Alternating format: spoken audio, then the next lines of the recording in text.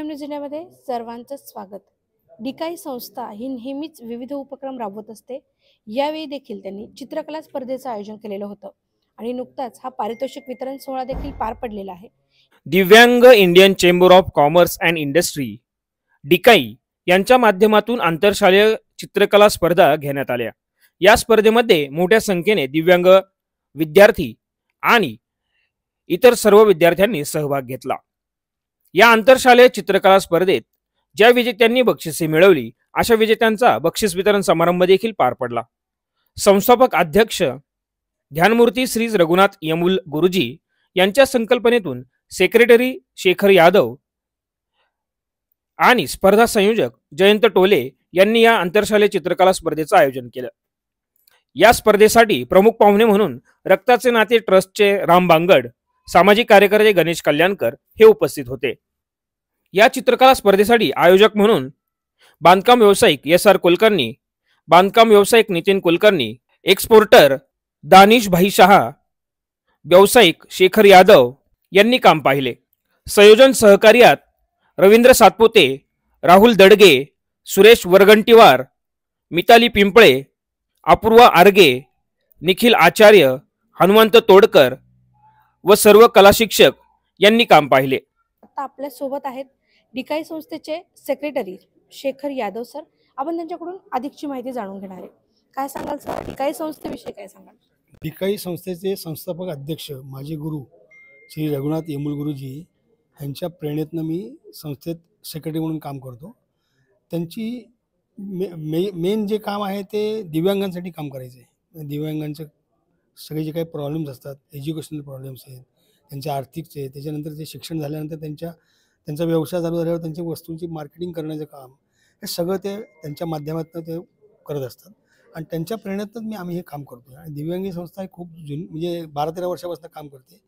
त्याच्यात मेन काम त्यांचं हे आहे की त्यांना सक्षम करणं, त्यांचे काही वस्तू असतील त्याचं मार्केटिंग करणं, समजा रेल्वेमध्ये किंवा खादी ग्रामोद्योगमध्ये त्यांना मार्केट मिळवून दिलं, त्यांची आर्थिक मदत करणं, त्यांच्या काही गरजू विद्यार्थी असतील पण काही शिक्षणाची त्यांना जर आवड असेल तर त्यांना त्यांच्या वर्षभराच्या फीची, खाण्याची, पिण्याची, कपड्याची सर्व व्यवस्था ते करतात।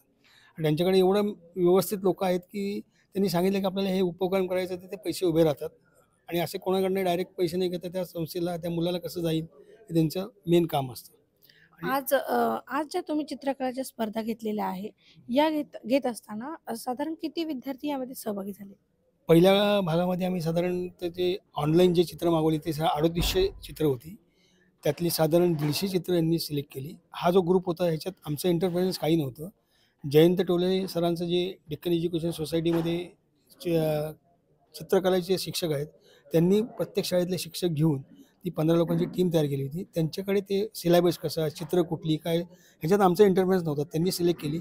सिलेक्ट केल्यानंतर असं लक्षात आलं की सगळीच चित्र एवढी सुंदर आहेत की त्यांना नंबर देणं चुकीचं होईल, म्हणून आम्ही उत्कृष्ट 5 चित्र दिव्यांगांमध्ये, छोट्या गटामध्ये उत्कृष्ट 5 चित्र, म्हणजे पहिला, दुसरा, तिसरा क्रमांक न देता डायरेक्ट उत्कृष्ट चित्राचं आम्ही बक्षीस दिलेलं आहे।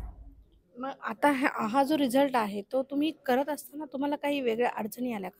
अडचणी अशा आहेत की कुठलं चित्र गाळायचं आणि कुठलं चित्र घ्यायचं, एवढे चांगली म्हणजे दिव्यांग असून सुद्धा एवढी सुंदर चित्र काढलीत की हातपाय असलेल्या माणसं पण एवढ्या फास्ट आणि एवढं व्यवस्थित करतील असं मला वाटत नाही।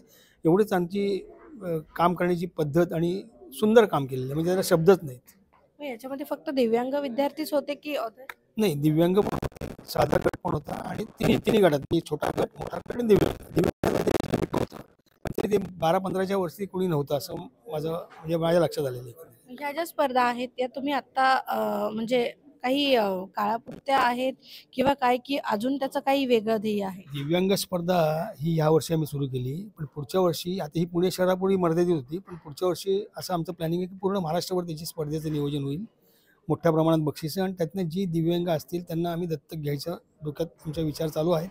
त्याच्या दृष्टीने प्लॅनिंग चालू आहे। दत्तक इन द सेन्स की त्यांच्या शिक्षणाबद्दल, त्यांच्या राहण्याचा खर्च, त्यांच्या कपड्या लत्त्याचा खर्च, जेणेकरून ते स्वतःच्या पायावर शिक्षण घेतल्यानंतर उभे राहू शकतील। एखादा व्यवसाय सुरू केला तर त्याला भांडवल कसं द्यायचं, त्याला मार्केट कसं द्यायचं, याची सगळी व्यवस्था आमची संस्था करेल। खरोखर आज प्रजासत्ताक दिनी या कार्यक्रम आल्यानंतर मीच भारावून गेलो आहे, कारण आपण ज्यांना दिव्यांग किंवा कदाचित बोलीभाषेत ज्यांना म्हणतो की अपंग हे अपंग नाहीत. खरं तर त्यांची चित्र पाहिल्यानंतर मी प्रामाणिकपणे कबूल दोन पॅरलल लाईन आपल्याला मारता येत नाहीत बघा. त्यांनी चित्र बघितल्यानंतर त्याचं मी ऑब्झर्वेशन केलं. सोफ्याची साईज कशी असेल असल्यापासून एखाद्याला अपंग असेल किंवा दिव्यांग असेल तर तो कसा असेल, किती एन्जॉय करत असेल.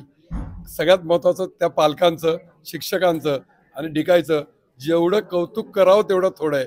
याचं कारण प्रत्येकजण कुठेतरी ब्लू लाईटमध्ये राहण्याकरता प्रयत्न करतो, पण या लोकांकरता दुर्दैवाने कोणी फारसं करताना दिसत नाही. आमचे मित्र शेखर यादव आहेत. खरोखर डिकाचं जेवढं कौतुक करावं तेवढं थोडं आहे. खरं म्हणजे हे काम खूप वर्षांपासून चालू आहे. डिकाईचे संस्थापक अध्यक्ष, माझे मित्र, आध्यात्मिक गुरु रघुनाथजी येमूल गुरुजी यांच्यामार्फत ह्या संपूर्ण दिव्यांग ह्या विषयावरती खूप मोठं ते काम करतात. आणि त्याचा एक छोटासा भाग म्हणजे आजची स्पर्धा आहे.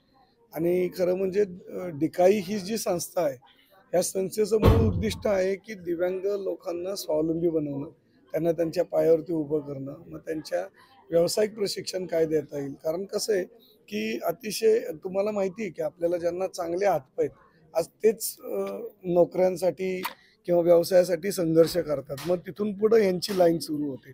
मग अशा वेळेला त्या कुटुंबावरती आधीच एक निसर्गाने आघात केलेला असतो आणि त्यातून ते कुटुंब आयुष्यभर आपल्या दिव्यांग मुलाला कसं बसं शैक्षणिक त्याची गरज भागवत असते. आणि मग त्या मुलाचं शैक्षणिक गरजा भागवल्यानंतर पुढं काय, याच्यासाठी त्याच्या पुढचा विचार म्हणून डिकाई संस्था ही खऱ्या अर्थाने काम करते. आज प्रजासत्ताक दिनी एक छोटासा कार्यक्रम म्हणजे सगळ्या बालगोपाळांना एकत्र करून 26 जानेवारी निमित्त त्यांच्या कलागुणांना एक प्रोत्साहन देण्यासाठी हा छोटासा केलेला प्रयत्न आहे. डिकाईचे अनेक कामं आहेत, ती सांगितलं तर खूप वेळ जाईल, परंतु आजचा जो कार्यक्रम आहे त्याच्याही पलीकडचे खूप काही उपक्रम डिकाई ही नेहमीच सातत्याने राबवत असते. डिकाईचा संबंध आजच मला आला पहिल्यांदा. आजच पहिलाच कार्यक्रम अटेंड केलेला आहे. शेखर मुळे मी हा कार्यक्रमाला आलो. येमूल सरांना आता नुकताच भेटलेलो आहे आणि खूप आदर त्यांच्याबद्दल मला आहे. हा कार्यक्रम खूप छान झाला आता आणि मला याला जोडलं जायचं आहे. मला म्हणून मी सुरुवात केलेली आता. आणि या मुलांना सर म्हणले जसं स्वावलंबी करायला पाहिजे आणि स्वावलंबी करायचं जर का असेल तर या मुलांनी केव्हाही माझ्याकडे यावं. मी त्यांना निदान नोकरी नाही पण व्यवसाय कसा करायचा हे नक्की सांगायला मला आवडेल. खूप महत्त्वाचा भाग असा होता की चित्रकला स्पर्धा झाल्यानंतर 15 मिनिटामध्ये आम्हाला रिझल्ट लावून लगेचच बक्षीस समारंभ घेणं आवश्यक होतं. सर्व पालक आणि विद्यार्थी थांबलेले होते. आता विद्यार्थ्यांची चित्र निवडताना एकतर सर्व अनुभवी कला शिक्षक इथे होते, नावं चित्राची मागे, आणि फक्त चित्र चांगली समोर डोळ्यासमोर ठेवून त्यातली 5-5 चित्र निवडायची होती. एक साधारण 150-200 चित्रामधून 15 चित्र आम्हाला निवडून काढली आणि मग त्यांची नावं आणि शाळा नंतर बघून त्याची यादी तयार केली. पण हे करत असताना एवढा प्रसंग आलाय की 5च चित्र निवडायची, चित्र तर 10 चांगली आहेत त्या एका गटामध्ये. मग काय करायचं? मग अशा वेळी काही निकष लावून आम्ही ती चित्र बाजूला काढली, 5 चांगली. पण प्रथम, द्वितीय, तृतीय हा विषय नसतो चित्रकलेमध्ये. त्याचं कारण असं आहे की प्रत्येकाचं वैशिष्ट्य वेगळं असतं. प्रत्येक चित्रामध्ये एकाचं रंगकाम चांगलं असेल तर एकाचं ड्रॉइंग चांगलं असतं. मग प्रथम कोणाला द्यायचा हा एक प्रश्न असतो. म्हणून आम्ही 5 उत्कृष्ट चित्रकार त्या गटामधले निवडले. असे 15 चित्र आम्ही निवडलेली आहेत.